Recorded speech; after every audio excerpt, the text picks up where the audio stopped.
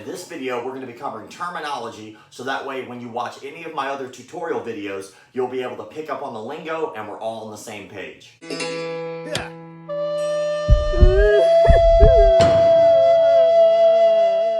Let's cover some terminology so we're all on the same page in all the tutorials videos that I'm going to be showing you.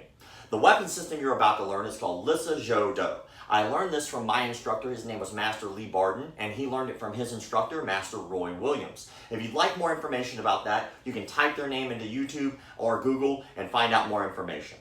The weapon that we're going to be using is a weapon that's pretty common in the system called a pro chuck.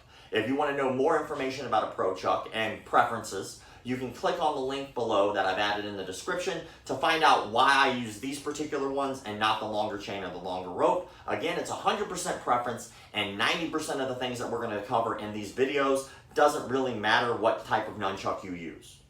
One nunchuck in this particular system is going to be referred to as a pair. A pair meaning there are two sticks. Whenever I ask you guys to grab a pair of nunchucks for any of the videos that we're going to be doing, that means I'm going to ask you to grab one. If I ask you to grab a set of nunchucks, it's going to mean that we're going to use two nunchucks. For whatever it is we're doing, it doesn't really matter. It doesn't matter if you use short, long, chain, any of that crap. It doesn't really matter. That's just the terminology for what we're going to be doing. One is a pair, two is a set. Whenever you're holding on to the nunchuck, you're going to hear me refer to a positive and a negative grip. Positive and negative grip just kind of refers to the way that the opposite stick is in relation to your hand.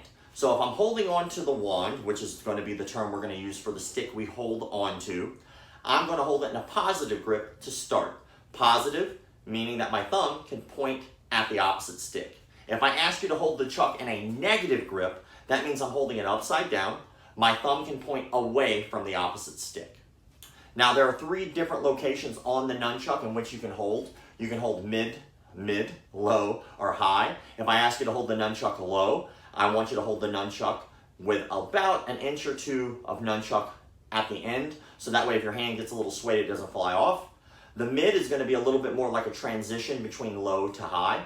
If I ask you to hold it high, what I mean is I want you to give yourself about a thumb's length between your hand and the edge where the rope or the chain will be. Those are going to be a little bit more for the flashier things, the thumb rolls, the hand rolls, and things like that. Now, all of the terminology we're going to be using, you're going to hear those things. You're going to hear Nunchaku pop up. You're going to hear me talk about my instructor from time to time. You're going to hear me ask you to hold it in the positive and the negative, or hold it low, middle, or high, all right?